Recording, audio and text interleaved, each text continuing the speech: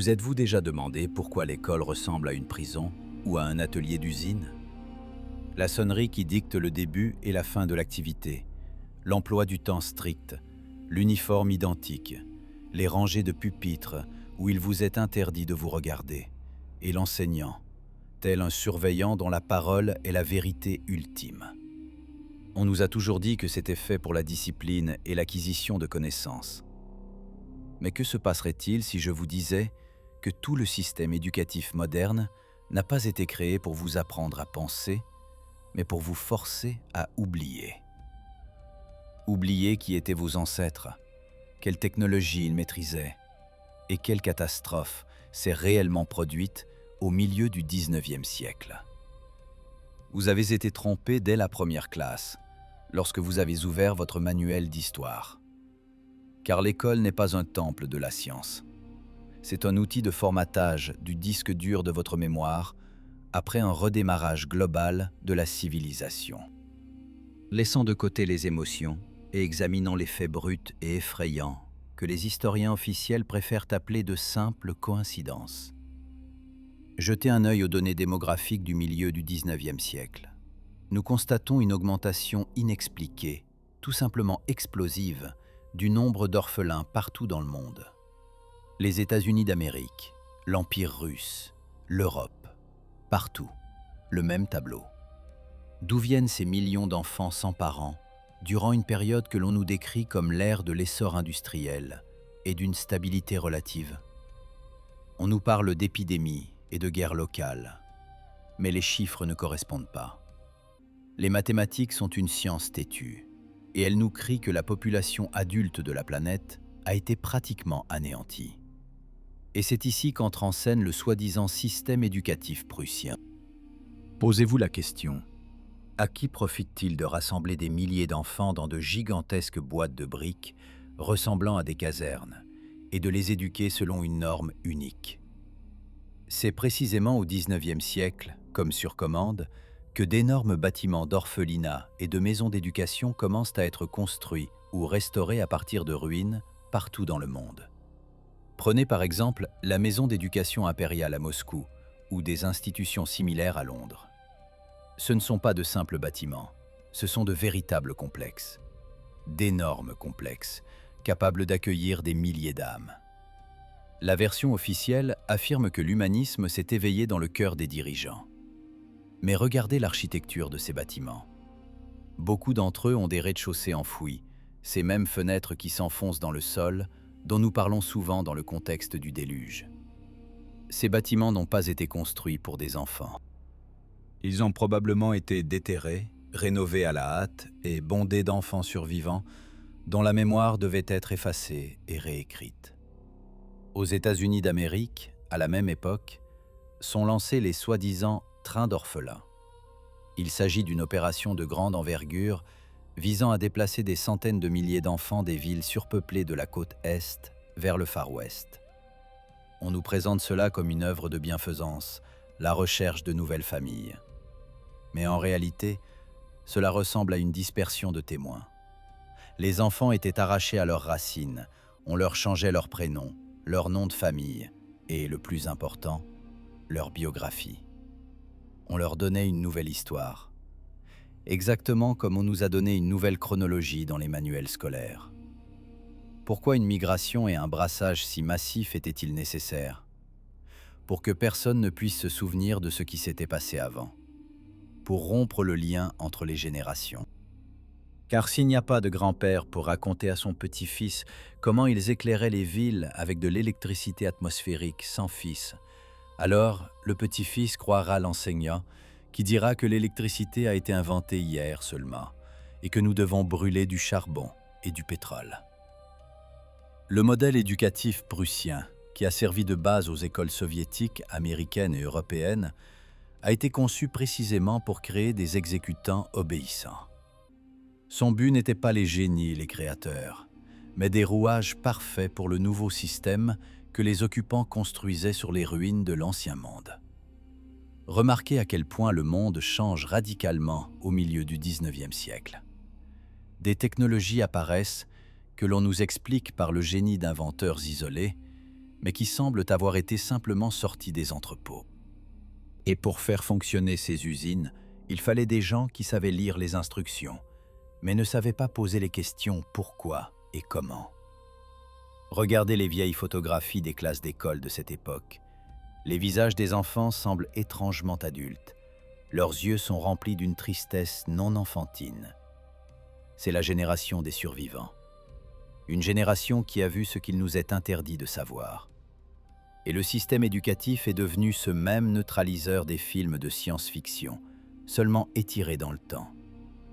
On leur a appris à marcher en rang, à penser en rang, et à croire en rang à la vision du monde que les nouveaux maîtres de la vie avaient dessiné pour eux.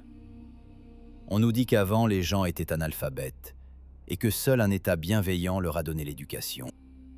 Mais pourquoi alors, dans les livres des XVIIe et XVIIIe siècles, trouvons-nous des dessins techniques très complexes, des traités philosophiques et des descriptions de technologies que nous avons du mal à comprendre aujourd'hui? Qui a écrit cela si tout le monde était analphabète? Ou peut-être que ce sont précisément ces enfants qui ont été rendus analphabètes, en les enfermant dans des boîtes de briques et en leur interdisant d'étudier la véritable organisation du monde? Nous sommes au seuil d'une découverte monstrueuse. L'école n'est pas un ascenseur social. C'est une cage pour l'esprit, construite juste après la catastrophe, pour cacher les traces d'une grande civilisation dont nous sommes les héritiers, mais dont nous ne nous souvenons de rien.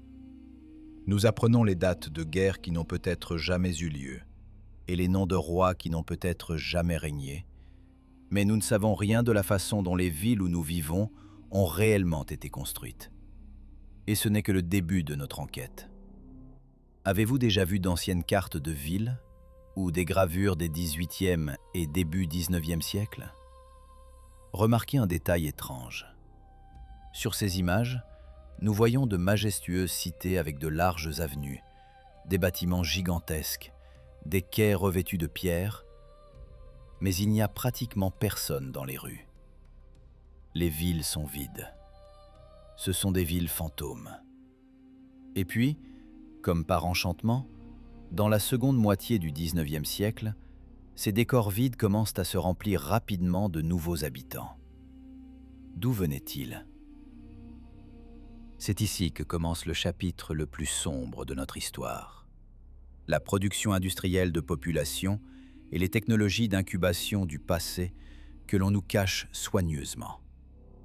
Revenons aux soi-disant maisons d'éducation. J'ai déjà mentionné la maison d'éducation impériale de Moscou, mais vous n'imaginez même pas l'ampleur de cette construction. Ce n'est pas un simple orphelinat, c'est une ville dans la ville. La longueur de sa façade est de près de 400 mètres. Selon les données officielles, jusqu'à 40 000 nourrissons séjournaient chaque année dans les murs de cet établissement et de ses filiales. Pensez à ce chiffre.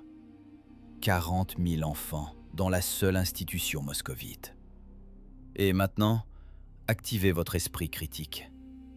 Comment assurer la logistique d'un tel complexe à une époque où, selon les historiens, il n'y avait ni égout, ni eau courante, ni électricité, ni pasteurisation du lait, ni réfrigérateur? Imaginez le besoin quotidien en lait, en couches, en bois de chauffage pour chauffer de si colossaux volumes. Si l'on en croit la version officielle du transport hippomobile, il aurait dû y avoir une file ininterrompue de milliers de charrettes devant le bâtiment, ce qui aurait paralysé tout Moscou. Mais sur les vieilles photos, nous ne voyons rien de tel. Nous voyons le silence et le vide. Cela ne peut signifier qu'une chose. Soit ces chiffres sont un mensonge, inventés après coup pour expliquer le bond démographique, soit les technologies d'approvisionnement étaient complètement différentes, autonomes et de haute technologie que l'on nous interdit de connaître. De plus, il existe une théorie effrayante, confirmée par d'étranges faits issus des expositions universelles de la fin du XIXe siècle. Avez-vous déjà entendu parler des incubateurs pour bébés? On nous dit que c'est une invention pour sauver les bébés prématurés. Mais pourquoi, lors des expositions à Paris, Chicago et Buffalo, les pavillons avec des incubateurs jouissaient-ils d'une telle popularité démesurée? On y exposait des enfants vivants, comme une marchandise. Et l'ampleur de ces expositions suggère que nous étions face à une démonstration des technologies de culture humaine. Peut-être la population était-elle restaurée artificiellement. Cela semble fou, mais regardez les graphiques de croissance de la population mondiale. La courbe reste presque horizontale pendant des millénaires, puis, précisément au milieu du 19e siècle, elle s'élève verticalement. Biologiquement, une telle croissance est impossible par des moyens naturels, même en l'absence de guerre et de maladies. Les femmes ne pouvaient tout simplement pas enfanter à une telle vitesse pour assurer la croissance explosive que nous observons dans les statistiques au début du XXe siècle. Et ces nouveaux humains, des gens sans lignée ni origine, des gens issus d'éprouvettes ou rassemblés parmi les ruines d'une civilisation détruite, devaient être éduqués. Mais à quoi ?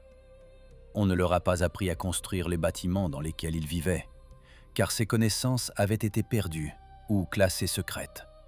On leur a appris à faire fonctionner des machines primitives et à effectuer des opérations simples.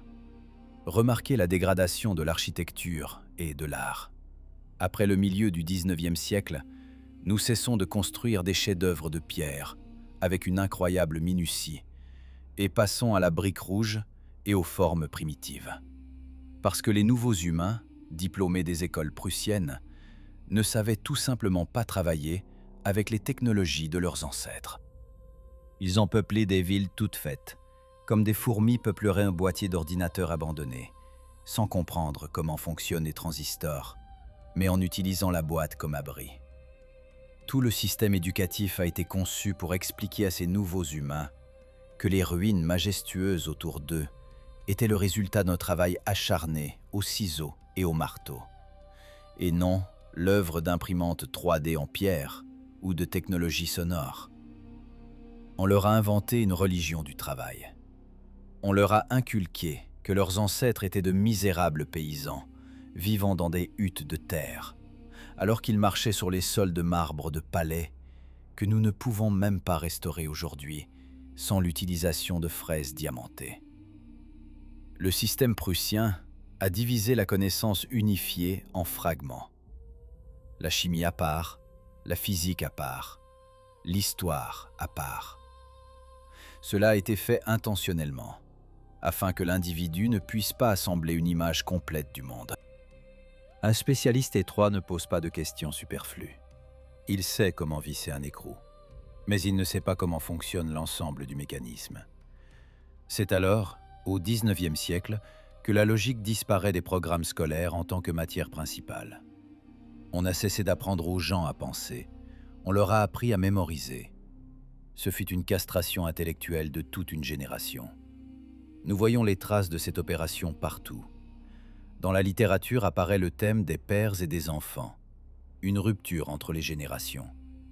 Ce n'est pas seulement un conflit social, c'est le reflet d'une réalité où les enfants, la nouvelle génération, élevée ou reformatée, n'avaient vraiment rien en commun avec les pères, les représentants de l'ancienne civilisation détruite. Tourgueniev et Dostoïevski ne décrivaient pas la psychologie, ils décrivaient un changement du type biologique et mental de l'être humain. Mais le plus effrayant se cache dans les dates. Si vous commencez à comparer les dates d'ouverture de ces gigantesques orphelinats, l'introduction de l'enseignement scolaire obligatoire et l'apparition des premières usines de masse, vous verrez une synchronisation parfaite. C'était un plan d'affaires unique. La catastrophe a nettoyé le territoire. Les villes épargnées étaient vides. Les nouveaux maîtres du monde ont lancé une chaîne de production de main-d'œuvre, ont entassé les enfants dans des écoles-casernes, leur ont lavé le cerveau avec une fausse histoire de chaussures en écorce et de torches et les ont envoyés aux machines. Et nous sommes, vous et moi, les descendants directs de cette expérience. Mais il y a des fissures dans ce mensonge parfaitement construit. Ouvrez n'importe quel atlas scolaire et regardez la carte politique du monde. Que voyez-vous? Une mosaïque multicolore de pays, des frontières nettes, des douanes, des barrières linguistiques et des monnaies différentes. On nous a appris depuis l'enfance que cela a toujours été ainsi, que l'humanité a lutté pendant des siècles pour des parcelles de terre, formant progressivement des États-nations. Mais que se passerait-il si je vous disais que la géographie est le deuxième plus grand mensonge après l'histoire, et que ce sont précisément les cours de géographie à l'école qui sont devenus l'instrument qui a divisé le monde unifié en cellules de prison. Jusqu'au milieu du XIXe siècle, le monde avait un aspect complètement différent, et la tâche du système éducatif prussien était de faire oublier aux nouvelles générations l'unité mondiale. Regardez l'architecture. C'est le fait le plus évident et le plus flagrant que nous avons l'habitude d'ignorer. Si l'on enlève les enseignes en langues étrangères et les voitures modernes, vous ne pourrez pas distinguer le centre historique de Saint-Pétersbourg de celui de Vienne, Paris, Washington, Melbourne ou Buenos Aires. Partout, nous voyons le même style. Des portiques antiques, des colonnes, des dômes, des fenêtres cintrées, l'utilisation de la brique rouge et de la pierre blanche. Les historiens ont inventé un terme commode pour cela, style colonial ou néoclassicisme. On nous dit que les colons britanniques ou français, débarquant sur les côtes sauvages de l'Australie ou de l'Amérique, construisaient en premier lieu non pas des baraquements et des entrepôts, mais de gigantesques capitoles, théâtres et gares, avec des escaliers en marbre et des plafonds de 5 mètres. Y croyez-vous sérieusement? Imaginez la logistique du XIXe siècle, telle qu'elle nous est décrite. Voiliers, charrettes, absence de route. Et soudain, au milieu de nulle part, là où la veille encore couraient des kangourous, surgissent des bâtiments qui, par la qualité de leur maçonnerie et leur solution d'ingénierie, surpassent les gratte-ciels modernes. C'est impossible. La seule explication logique est que ces villes étaient déjà là. C'était une civilisation antique, mondiale, unique, qui couvrait toute la planète. Les frontières n'existaient pas. C'est pourquoi l'architecture en Inde, en Russie et en Amérique est identique. C'était un standard, une norme unique, si vous voulez, d'un empire global qui a été effacé des cartes. Et l'école était nécessaire précisément pour inculquer aux enfants qu'ils vivaient dans des pays différents, qu'ils étaient étrangers les uns aux autres, et que ces bâtiments majestueux avaient été construits par leurs grands fondateurs locaux, et non par une civilisation précédente. Une attention particulière doit être portée aux soi-disant forteresses en étoiles. Il y en a des milliers partout dans le monde, de l'Europe au Japon, de l'Amérique à l'Australie. Jetez un œil aux images satellites. Ce sont des structures géométriques parfaites en forme d'étoiles, réalisées avec une précision inaccessible aux géomètres avec des cordes et des piquets. Les professeurs d'histoire nous disent que ce sont des fortifications destinées à se défendre contre l'artillerie. Mais n'importe quel ingénieur militaire vous dira qu'une forme aussi complexe est inutile pour la défense. De nombreux angles créent des angles morts, et la disposition interne de ces forteresses ne prévoit souvent même pas de casernes. De plus, beaucoup d'entre elles sont situées dans des plaines, ce qui est suicidaire pour la défense. La théorie alternative, qui est cachée, affirme que les forteresses en étoiles sont des éléments d'un réseau énergétique unifié. Ce sont des stations de gaz ou des nœuds de collecte d'électricité atmosphérique qui fournissaient de l'énergie à ces mêmes villes antiques unifiées. Après la catastrophe et le reformatage du monde, les nouveaux dirigeants ne savaient pas comment utiliser ces technologies. Ils ont simplement occupé les murs survivants, y ont placé des canons et les ont appelés forteresses. Et dans les manuels de géographie et d'histoire, ces objets ont été liés à des guerres sans fin pour justifier les destructions causées par le cataclysme. On a inculqué aux enfants le culte de la guerre pour cacher le fait de la régression technologique. Et maintenant, le plus intéressant, les cartes. Si vous regardez les cartes publiées avant le milieu du XIXe siècle, par exemple celle de l'Encyclopédie britannique de 1771, vous verrez un immense pays, occupant presque toute l'Eurasie, la Grande Tartarie. Ce n'est pas seulement un nom de région, comme les académiciens modernes tentent de nous en convaincre, en l'appelant un terme géographique comme Sibérie. Ce pays avait ses propres drapeaux, son propre blason, sa propre capitale et sa propre armée. Il était frontalier avec l'Empire russe, la Chine et la Tartarie indépendante. Où a disparu ce gigantesque empire? Il a été effacé, littéralement. Après la catastrophe qui a probablement anéanti la population de ce territoire, rappelez-vous les villes ensevelies de Sibérie et les étranges lacs ronds ressemblant à des cratères, les cartographes ont redessiné le monde. L'école prussienne a introduit des standards géographiques rigides. Dans les nouveaux manuels, imprimés à des millions d'exemplaires dans la seconde moitié du XIXe siècle, la place de la Grande Tartarie a été occupée par la simple Empire russe et une série d'autres États. Le souvenir de l'existence d'un centre de pouvoir alternatif a été effacé. Les enfants ont reçu une nouvelle carte et on leur a dit « Le monde a toujours été ainsi ». Divisé pour régner. Pour contrôler les survivants, il fallait les fragmenter en nations, leur inventer différentes histoires d'inimitié et les forcer à apprendre différentes langues. La réforme linguistique du milieu du XIXe siècle est une autre pièce du puzzle. Il existe une hypothèse selon laquelle, avant la catastrophe, l'humanité parlait une seule langue, ou du moins, se comprenait sans problème. Les nouvelles écoles sont devenues des instruments de création de barrières linguistiques. La standardisation des langues, la création de dictionnaires, l'éradication des dialectes, tout cela a été fait pour que les gens des régions voisines cessent de se comprendre. Rappelez-vous la légende biblique de la tour de Babel. N'est-ce pas une métaphore des événements du XIXe siècle? On nous a mélangés, séparés par les langues et les frontières, afin que nous ne puissions jamais reconstruire la tour jusqu'au ciel, c'est-à-dire retrouver le niveau de technologie des dieux. Et encore un fait qui donne des frissons. Les fuseaux horaires. Leur introduction et la standardisation de l'heure de Greenwich ont eu lieu précisément à la fin du XIXe siècle. Avant cela, les gens vivaient selon l'heure solaire. Pourquoi une synchronisation si rigide était-elle nécessaire? Pour le fonctionnement des usines et des chemins de fer? Peut-être. Mais c'est aussi un instrument de contrôle. Un rythme de vie unique, imposé à toute la planète depuis un seul centre. La sonnerie de l'école, la sirène de l'usine, l'heure exacte à la radio. Ce sont des éléments de dressage. L'être humain a été arraché au rythme naturel et intégré à une matrice mécanique.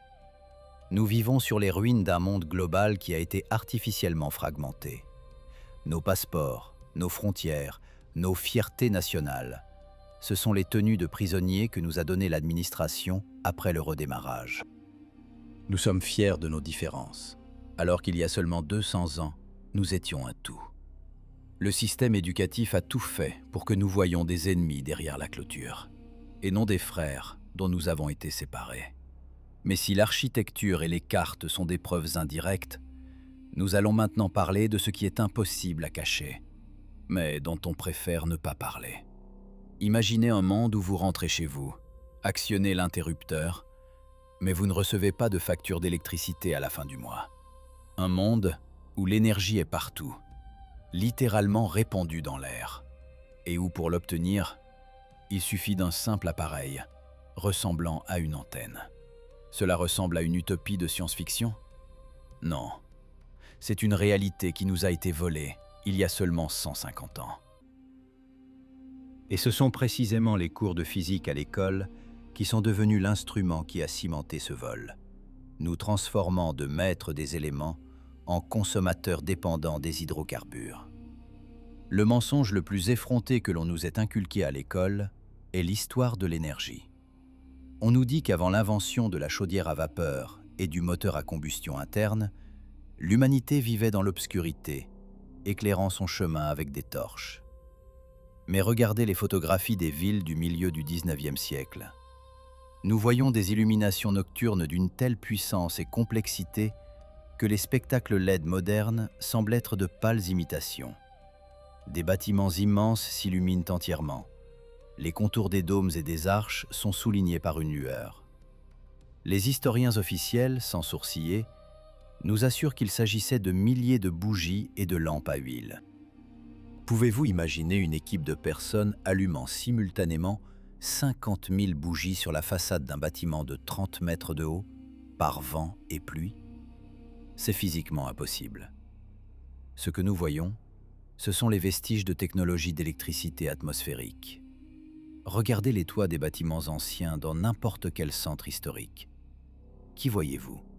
Des flèches, des dômes, des grilles métalliques de forme étrange, des girouettes qui ne tournent jamais. On nous dit « c'est pour la beauté ou pour la religion ».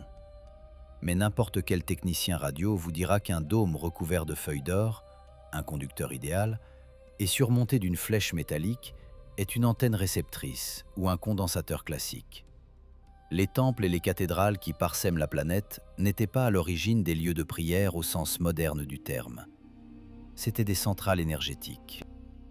Leur architecture, la géométrie de leurs murs, leurs dômes résonateurs, tout cela servait à collecter et concentrer l'énergie de l'espace environnant. C'est pourquoi, après la catastrophe du milieu du XIXe siècle, lorsque les anciens maîtres disparurent et que de nouveaux envahisseurs prirent le pouvoir, les lois de la physique furent la première chose à être réécrites. L'objectif principal était de cacher l'existence de l'éther. Saviez-vous que dans le tableau périodique original de Mendeleïev, publié de son vivant, le premier élément n'était pas l'hydrogène, mais le newtonium, l'éther? C'était un milieu matériel, remplissant tout l'espace, source d'énergie infinie. Mais après la mort du savant, le tableau fut falsifié, l'éther fut supprimé, et la physique fut bouleversée, introduisant les théories de la relativité d'Einstein, qui interdisaient même de penser aux vitesses supraluminiques et à l'énergie libre. Pourquoi cela a-t-il été fait? La réponse est cynique et simple. Le pouvoir et l'argent. L'énergie gratuite ne peut être vendue. On ne peut pas y installer un compteur. Si chaque personne a un résonateur éthérique chez elle, que nous appelons maintenant cheminée, regardez leur taille gigantesque et l'absence de suie dans les anciens palais.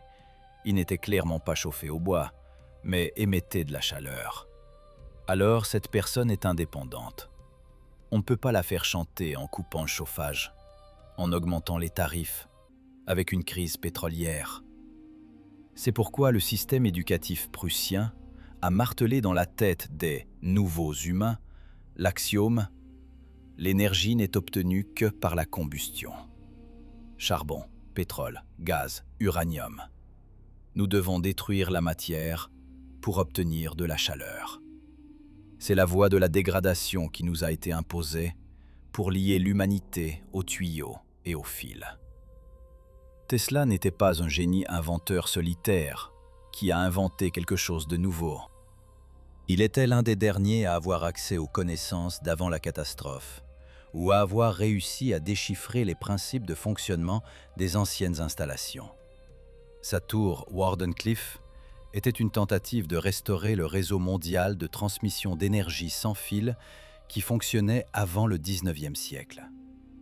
Et c'est précisément pourquoi son financement a été instantanément coupé par les banquiers dès qu'ils ont compris qu'il allait donner aux gens de la lumière gratuite. Pensez à la soi-disant musique sacrée et aux majestueux orgues dans les anciennes cathédrales. On nous dit que ces tuyaux gigantesques et ces mécanismes complexes ont été créés pendant des années uniquement pour ravir l'ouïe des fidèles pendant les prières. Mais la physique du son nous révèle une image complètement différente et effrayante. L'impact des infrasons et des ultrasons sur les objets biologiques est colossal. Des vibrations d'une certaine fréquence sont capables de modifier instantanément la structure de l'eau, de déclencher des processus de régénération dans l'organisme ou, inversement, de détruire la matière. Il y a des raisons de croire que ces temples n'étaient rien d'autre que des centrales acoustiques et des centres de guérison, où le son était utilisé comme un instrument pour ajuster la réalité jusqu'aux technologies de lévitation acoustique, permettant de déplacer des blocs de plusieurs tonnes sans grue. Et maintenant, répondez à la question. Pourquoi les bolcheviks et les révolutionnaires du monde entier ont-ils, avec une fureur aussi maniaque, jeté les cloches? On nous a inculqué que c'était une lutte contre la religion ou un besoin de métaux non ferreux. Mais c'est un mensonge. Ils détruisaient les éléments techniques clés du système. Les cloches, coulées selon des recettes uniques avec une composition d'alliage strictement vérifiée, fonctionnaient comme des émetteurs, créant au-dessus des villes un dôme vibratoire protecteur. Elles supprimaient les épidémies, structuraient l'espace et harmonisaient la psyché de la population. Le nouveau pouvoir déconnectait simplement la planète du système de sécurité globale, transformant les citoyens protégés en patients sans défense de la pharmacologie moderne. Regardez le plan de n'importe quelle vieille ville vue du ciel. C'est une carte de circuit imprimée prête à l'emploi d'un ordinateur géant. Nous vivons à l'intérieur d'un colossal microchip que nous appelons stupidement simplement développement historique. Nous passons chaque jour devant des générateurs éteints, les considérant comme des monuments architecturaux, et nous nous photographions devant des rotondes et des colonnades qui servaient autrefois de condensateurs et de bobines d'induction.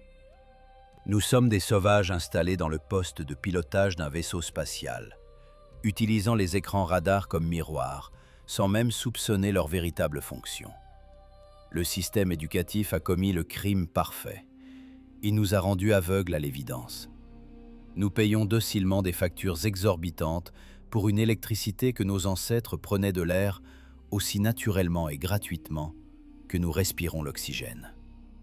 On nous a forcés à regarder la flèche dorée de l'amirauté ou d'une cathédrale et à y voir un symbole religieux, une croix ou une décoration, alors que devant nous se trouve une antenne réceptrice d'électricité atmosphérique des plus complexes. L'école nous a fait apprendre par cœur la loi d'Ohm pour un circuit fermé, mais a effacé de notre mémoire les lois de l'éther, nous fermant à jamais l'accès à l'énergie illimitée de l'univers. Mais le crime le plus terrible et le plus cynique ne réside pas du tout dans le vol des plans de moteurs sans carburant ou le démantèlement des dômes atmosphériques. Le fer peut être restauré et les technologies redécouvertes. La véritable tragédie, c'est la lobotomie globale de l'humanité. La substitution du code génétique même de notre civilisation et du sens de notre présence sur Terre. Réfléchissez. Qui étaient nos ancêtres? À en juger par les traces qu'ils ont laissées, ils étaient les architectes de la réalité, les opérateurs des champs éthériques, des créateurs qui, par la force de la pensée et de la résonance, contrôlaient les éléments. Ils vivaient pour créer. Et qu'est-ce qu'ils ont fait de nous? Ils nous ont transformés en matière consommable, en carburant biologique pour maintenir le fonctionnement d'un système étranger. On nous inculque depuis l'enfance que la vie est une lutte pour les ressources, que nous sommes nés pour un travail ardu et épuisant. On nous a rabaissés au niveau de chauffeurs de chaudière dans la cale de navires gigantesques, qui, suffoquant sous la suie et la sueur, jettent pendant des décennies leurs précieuses années de vie dans le foyer insatiable d'une économie étrangère. Nous brûlons notre énergie vitale, nos nerfs et nos talents, non pas pour de grandes découvertes, mais pour payer le prêt immobilier de nos cellules de béton et acheter une nourriture qui nous empoisonne lentement. L'école, l'université, le bureau, ce sont les étapes de la préparation d'une batterie idéale. Le système nous prive de notre potentiel de créateur, ne laissant en retour que la fatigue et la peur du lendemain. On nous a convaincus que nous sommes des êtres petits, faibles et dépendants, dont la seule fonction est de consommer et de servir. Alors qu'en réalité, nous sommes des êtres que l'on a forcés à oublier que le navire nous appartient, et non à ceux qui ont pris d'assaut la passerelle de commandement.